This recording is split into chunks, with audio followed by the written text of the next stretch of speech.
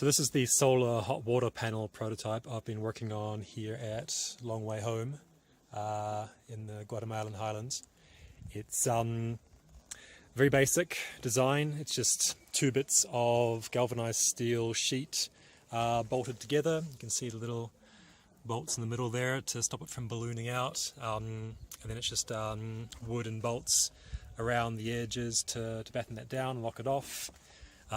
Clear plastic on the front, bits of PVC plumbing for the in and out, and then just going up to this basic thermosiphon tank up here, which has the cold water coming in to the bottom, and then cold water going out from the bottom to the panel, and then hot water coming in from the panel, and then hot water going out from the top, on the other top, down to the shower. So and the only sort of like wrinkle we've put on that is the float valve at the bottom, and that's because there's a good reason why people don't make panels in this configuration, just like 2 big flat sheets put together, and that's because of pressure. If you plug this into the mains, it would kind of explode, because the pounds per square inch aren't necessarily that high, but there's a lot of square inches on that. That's 2.8 square meters of panel. So we've just got the water being fed from some header concrete tanks, which you can just see around that, behind that building there. So it's only a couple of meters ahead, but it would still be enough to maybe damage the panel or maybe leak. So we put the float valve on just to isolate the pressure out from the head of the top of the tank down to the panel, and that's holding together fine. And the advantage of making a panel in this way is that it's super cheap and easy, and also very effective, because your entire square meterage is has water right behind it, like in between the 2 sheets of metal. Currently it's about like 1 p.m, so it's about halfway through the day. It's been quite a nice sunny day. This water is now kind of painfully hot now to touch, so it's about 50 degrees. I had this up, so the hottest that this has been while I was testing it was about 80 degrees, which is hot enough to pasteurize water. And that was without the cardboard insulation on the back, and now without decent cladding, glazing on the front. This box is then, once this is all locked down, going to be filled with insulation, with polystyrene and pumice insulation. You can see that the tank's sitting on a bed of pumice there.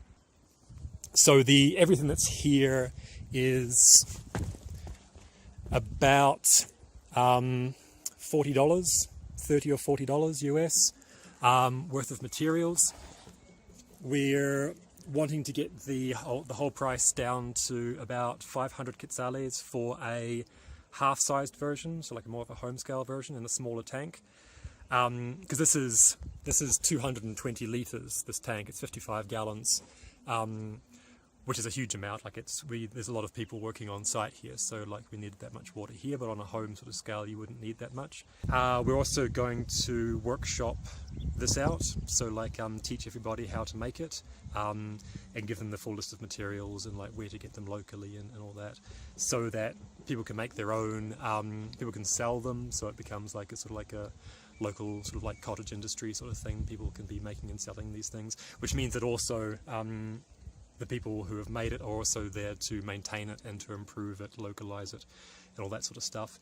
We'll also be workshopping my rocket mass heater design, because cooking fire smoke is like a major problem here, as is like there not being much fuel to burn for cooking. So, and also just like heating of spaces and that, so it ticks a lot of those boxes, and we're workshopping that out in the same way. And also probably, if I have time, doing a basic 2-bucket sand and charcoal water filter, because water cleanliness here is a big issue as well. So that's so that's it. I'll be doing a full tutorial of this once the design is more locked down, but so far it's working pretty well. The next version, like I say, will be half size, so just like one bit of sheet cut in half and then front and back, but I'll also be using angle steel instead of the wood. Like the wood works okay, but it is a little bit more sort of like solid and robust with the steel, and the steel's cheap enough, and we'll have both options available. I'll be doing like a second video with results. I'll be testing like the efficiency of this and getting some numbers out, and